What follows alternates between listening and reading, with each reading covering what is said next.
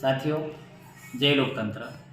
જ્યારે ઇલેક્શન આવે છે ત્યારે રાજકીય નેતાઓ પોતાની કામચલાઉ કાર્યાલયો ગામ કે શહેરોમાં ખોલીને સામાન્ય કે વંચિત પ્રજાને માનસિક અને આર્થિક રીતે ગુલામ બનાવવાનું એક રાજકીય ષડયંત્ર ઊભું કરે છે. ચાય ચવાણું કે નાસ્તા માટે થઈને આપણે આપણું જમીર કે ઈમાન ન વેચીએ અને આપણા વોટની સાચી કિંમત આપણે સમજીએ.